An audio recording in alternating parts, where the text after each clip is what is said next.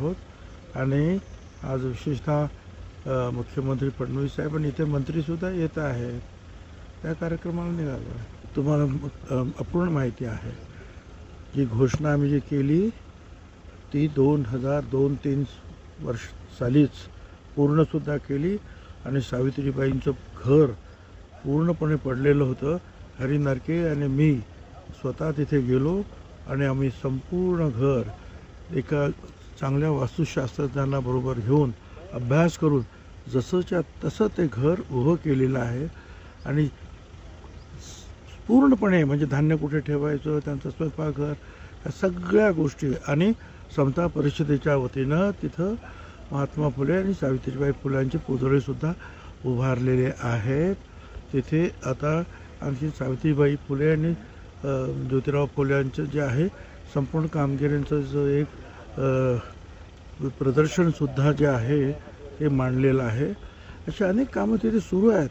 एवढंच नाही तर पर्यटन मंत्री असताना 5 कोटी रुपये खर्च करून तिथे जे आहे छोटे छोटे जे आहे राहण्याची व्यवस्था, बंगले वगैरे जे आहेत ते बांधलेले आहेत आणि आता तिथे मुलींसाठी 200 मुलींसाठी NDAचं प्रशिक्षण केंद्र उघडावं म्हणून सुद्धा पैसे मंजूर झालेले आहेत. परंतु आता एक 10 एकर जागा आम्ही ती घेऊन ते आम्ही करणार आहोत. त्याच्यामुळे ते स्मारक पूर्ण झालेलं आहे. आता भेडेवाड्याचं स्मारक जे आहे शाळेचं पुण्याचं त्याचं काम प्रगतीपथावर आहे. नाही तेही खरं आहे, कारण तिथून झाल्यानंतर चाकणला महात्मा ज्योतिराव फुले आणि सावित्रीबाई फुल्यांचे पूर्णाकृती पुतळे उभे करण्यात आलेला आहे. त्या कार्यक्रमासाठी पवारसाहेब पण येत आहेत आणि मलासुद्धा आमंत्रित केलेलं आहे, तर मी जाणार आहे.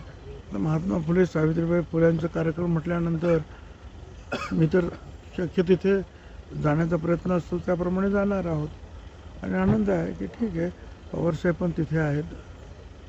तर आजच्या कार्यक्रमात कुठेच अजित पवार नसणार आहेत.